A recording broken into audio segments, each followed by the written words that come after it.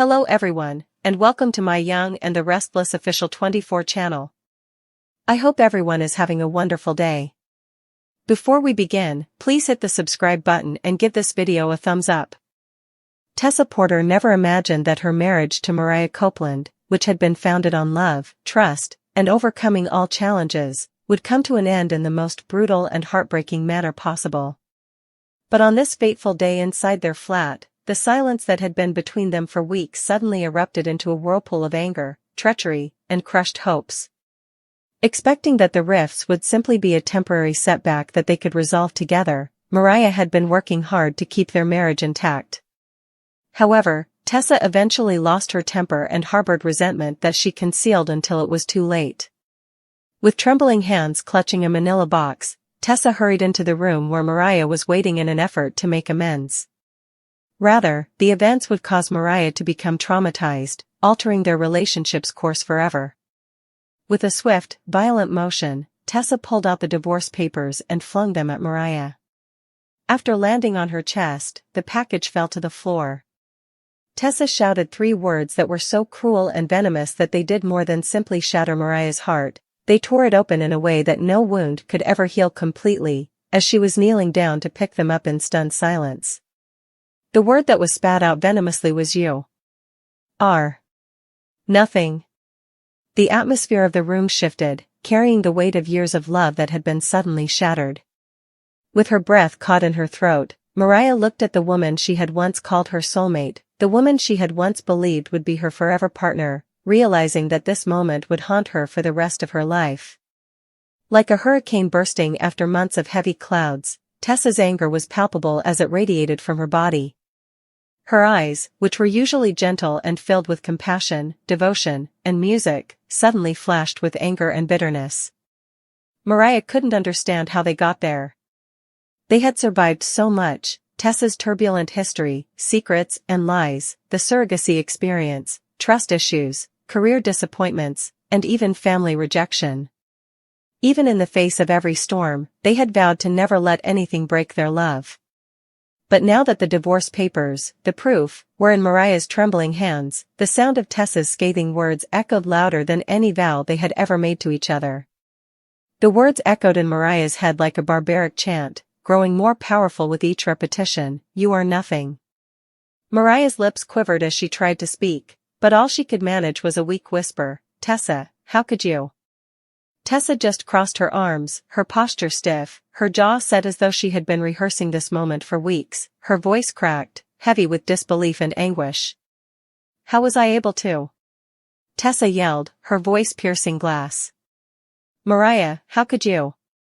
How could you have predicted that I would be stuck in a marriage where I feel unappreciated, disregarded, and unheard? For the aspects of myself that I gave up for you, what do I have to show? Nothing. And you're nothing to me now." Like a hammer striking a delicate surface, each word tore Mariah's soul apart, piece by piece. Mariah's heart pounded and her chest heaved as her eyes began to well up with uncontrollable tears. She had never seen Tessa so ruthless, distant, and frigid before. Despite their past arguments and fights, there was always love behind the tension, a strong desire to stand up for one another and work things out. But suddenly all Mariah could see in Tessa's face was disdain. The divorce papers were more than simply a formality, they were a death sentence to everything they had built together. Mariah's mind was flooded with memories of their first day together, their wedding vows, their quiet bedtimes, late-night talks, and the fleeting moments of joy that had once defined their love. How quickly and brutally could that be wiped out? As if they would somehow change the course of events or undo the words that had already been spoken, she clasped the papers close to her chest. But there was nothing that could undo it. "You are nothing" would still be awful no matter what. Tessa turned away and started to pace the room as if her emotions were too intense to control. She whispered something Mariah couldn't understand and ran her fingers through her hair in frustration. The deafening silence that suddenly surrounded them buried the resentment that had been allowed to develop, the wounds they had ignored, and the words they had not uttered throughout the preceding months. When Tessa finally found the strength to stand, Mariah held the papers out to her with shaky hands. You don't mean this, she pleaded, her voice trembling. Even though you're upset and hurt, you don't mean it. Everything we've worked so hard to build cannot be thrown away. Together, we've endured too much for this to be the end. Tessa, please. But Tessa spun around, her tone ruthless, her eyes blazing. Don't beg, Mariah. It's pitiful. You have no idea how long I've wanted to shout that you mean nothing to me. I meant everything I said. The venom in her voice was unbearable, and the pain in her words was obvious. Don't you dare attempt to flip this around and make me feel bad for finally expressing what I've been holding inside. Mariah staggered backwards as if she had been hit, her knees nearly collapsed with the force of Tessa's brutality. For years, Mariah has struggled with feelings of inadequacy, of not being enough, and of always being in the shadow of others. Despite her difficult upbringing, her tumultuous relationship with Sharon, and her constant need to prove herself, she had worked hard to believe that she was worthy of love, and the only person who had ever given her comfort and a sense of importance was Tessa. But now, those same assurances were broken, and a statement of worthlessness took their place, and Mariah felt as though all of her fears were suddenly confirmed in the most excruciating way possible. You promised me forever, Tessa, she said, tears streaming down her cheeks. You assured me that I was sufficient. Was it all a lie? Tessa's face briefly softened, a flicker of guilt flashed in her eyes, but it vanished as soon as it did, replaced by a hardened mask. There is no such thing as forever, Mariah. Not with you. Not anymore. The room felt colder, and there was more distance between them than before. With her body trembling, Mariah fell onto the couch and clutched the divorce papers, sobbing so hard that the writing warped. She couldn't and didn't want to think about it. This was not the intended conclusion to their story. They were destined to be the couple that proved that love was strong enough to triumph over all challenges. But instead of love, there was hatred, disdain, and 3 savage words that would always be etched in Mariah's mind: you are nothing. Tessa stood at the door, her hand on the knob, and she didn't even turn around as she prepared to leave Mariah's life forever. Sign them, she murmured coldly. Don't drag this out, either. The sooner it's over, the better, she said, leaving Mariah to bear the terrible burden of rejection, her crushed heart, and her dashed hopes. The sound of the door slamming behind Tessa reverberated around the room like a final verdict, sealing the fate of a love story that had inspired so many. Mariah sat still on the couch, holding the divorce papers to her bosom as if they may somehow put the shards of her broken life back together. Her chest rose and fell rapidly, and her breathing was feeble, frantic, and erratic. She had the impression that the walls were closing in on her with each second that went by. You are nothing, Tessa said, and it seared her ears like acid. All the blows Mariah had been dealt in her life, betrayal, rejection, deceit, and even her own mistakes, were not as painful as this. Hearing such comments from the one person she thought would support her through everything was unimaginable cruelty.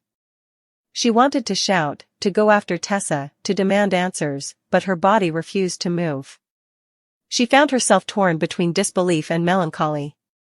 The clock was ringing louder than ever as Mariah sat there for hours on end, each minute a reminder that everything in her world had abruptly collapsed.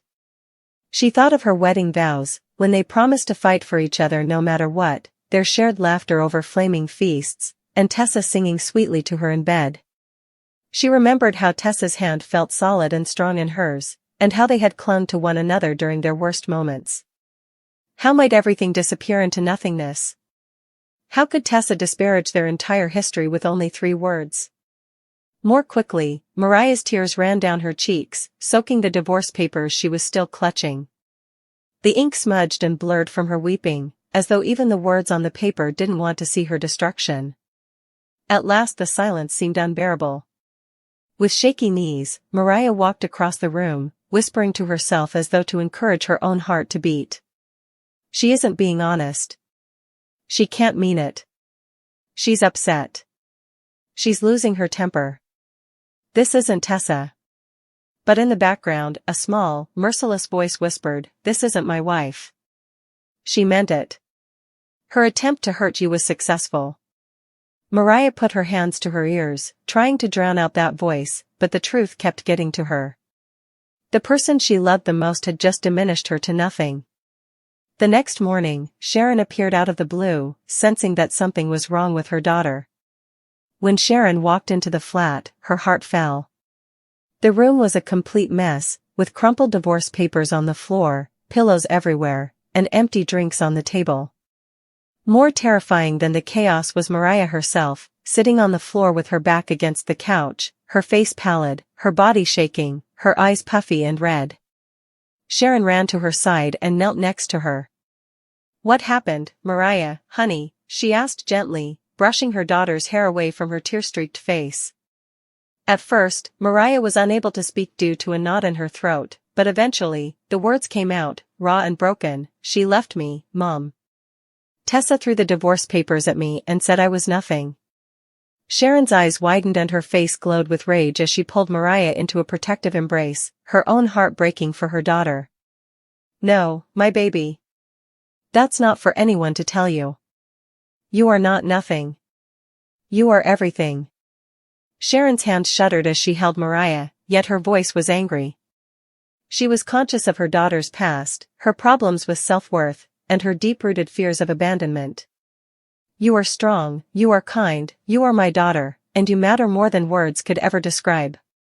Being attacked by the person she trusted the most in that precarious situation was terrible. In order to confront Tessa and figure out how she could have so viciously damaged Mariah, Sharon wanted to go out and locate her.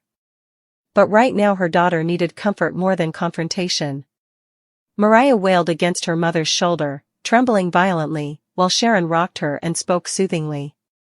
Then, in between tears, Mariah blurted out, "Mom, I don't understand. We've been through a lot. We fought for our love. We made a lifelong commitment to one another. How could she just throw everything away? How could she tell me that?" As her own tears fell down her cheeks, Sharon squeezed her closer and closed her eyes. Sometimes people lose their temper when they're in pain, sometimes they project their own suffering onto the people they care about the most. But, Mariah, you are not defined.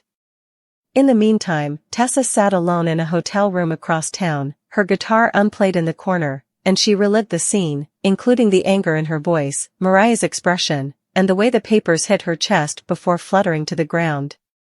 She felt a sudden rush of satisfaction, as if she had finally released years' worth of pent-up anger, but now, as the words came back to her, she grabbed her head in her trembling hands as the words, "You are nothing."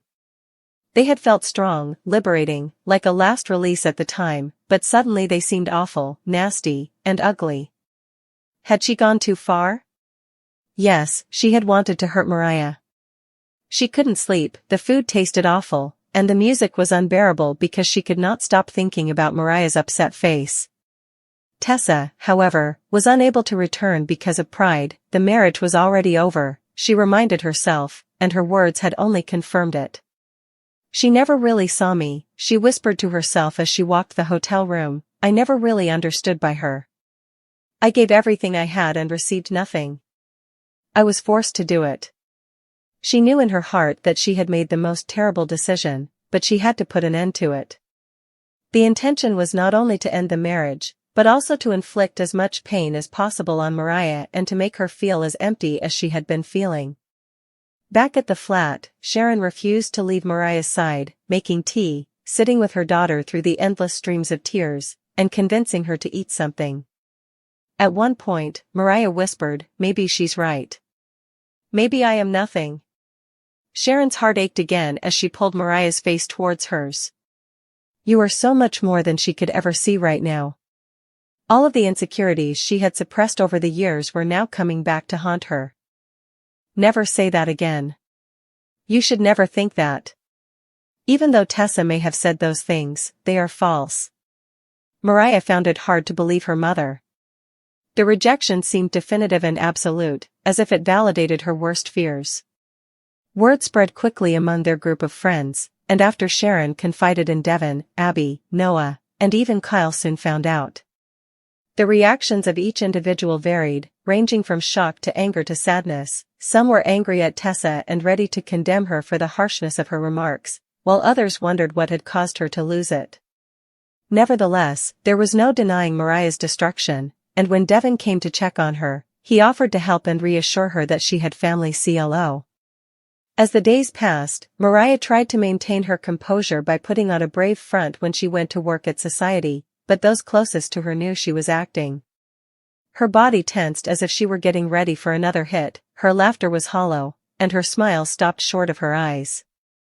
Everywhere in the town brought back memories of Tessa, the places they had been together, the songs she had heard her sing, and the now tainted memories. The hardest times were at night, when the silence of their bed reverberated louder than any sound, and Mariah instinctively reached out to the other side only to find it was cold and empty.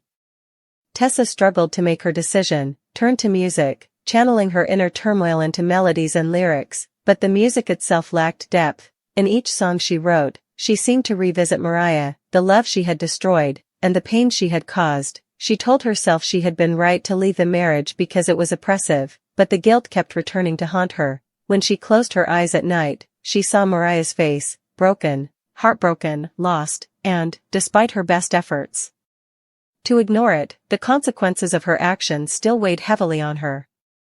"You have no right to speak such a thing to my daughter," Sharon said bluntly when she eventually confronted Tessa after spotting her at the hotel. "You were aware of her past, her problems, and her fears, and you took use of them in the most heinous manner imaginable. Tessa, you didn't just try to end a marriage, you tried to ruin her." Reluctant to meet Sharon's angry gaze, Tessa sat in silence. For once, her sharp tongue failed her. There was too much guilt. Sharon leaned closer and spoke in a low, threatening manner. Since only a coward destroys the person they once claimed to love, Sharon left without waiting for a response, leaving Tessa to remain in quiet, humiliated of herself. "You may think that by saying those words, you have accomplished something, but all you have demonstrated is your cowardice." Even though Sharon's words hurt, they also caused Tessa to wonder, did she really end things because she was unhappy, or did she act out of fear? Was she afraid to be vulnerable, to admit that she didn't feel worthy, to face the possibility that if she fought for love, it might last? As the questions tormented her, she began to wonder if what she had said to Mariah was not only hurtful but also a front for her own self-loathing. In the meantime, Mariah had to make a difficult choice. Would she move past Tessa's comments or let them define who she was? Healing seemed impossible when every heartbeat still longed for the woman who had broken it, even after Sharon told her to put herself first, get better, and remember her worth. Sleepless nights were spent dreaming about Tessa coming back, apologizing, and begging for forgiveness. She spent days being tough while on the inside she was breaking. However, Mariah knew deep down that something had changed irrevocably. The scar would never go away, even if Tessa came back and apologized, because the moment she was told she was nothing would never be erased by anything. But circumstances would bring Mariah and Tessa back together just as she was beginning to pull herself together, and the question was not only whether their marriage could survive, but also whether Mariah would ever be able to forgive the unforgivable. Mariah walked through the next few days as if she were a ghost, and they were all a blur. Although she had a fake smile on her face when taking orders at society, customers could see the sadness in her eyes. When Abby asked if she wanted time off, Mariah shook her head angrily, saying, "I'd rather drown myself in work than in silence." However, every time she took a break during the day, the memory of Tessa's voice would resurface, regardless of how many dishes she handled or guests she spoke to. "You are nothing." In the quiet moments, those words reverberated in her head like a curse, destroying her sense of self-worth and threatening to undo years of personal growth. When Mariah objected, Sharon sharply added, "That's our place, Mom. Every blanket, chair, and place makes me think of her." Sharon kept a careful eye on her daughter, asking her out for coffee, taking her on long walks, and even letting her stay at the cottage for a while. Sharon's heart wrenched as she listened, but she never pushed too hard. "The walls seemed to be mocking her and informing me that she was no longer there." She realized that sorrow could not be rushed and that mending had to take its time. Even though she was worried about how much her daughter had internalized those 3 words, she remained vigilant. In contrast, Tessa's world wasn't as prosperous as she had convinced herself. She claimed to be free today, but the independence seemed meaningless because the marriage was suffocating her. She tried her hardest, but the tones in her song sounded artificial. All she wrote was a reference to Mariah, to her pain, to her happiness, to the way she used to smile at Tessa's singing. The person she had tried to verbally destroy was still the source of all the chords, lines, and melodies. That irony really got to me. Tessa started drinking more and spending her evenings staring out of hotel windows, trying to figure out exactly when everything had gone so wrong. Was it when they started concealing secrets once more? When the demands of fatherhood collided with her music career? Or had the fracture always been there, slowly expanding until one brutal night it exploded? However, there was a great deal of guilt. Sharon's experience rang in her head sharper than any words she had ever written. Only a coward destroys the person they once claimed to love. For the first time, Tessa wondered if killing Mariah was more about punishing her for concerns she couldn't face than it was about terminating a bad marriage. Had she called Mariah nothing out of a deep-seated worry that she would be nothing herself without her?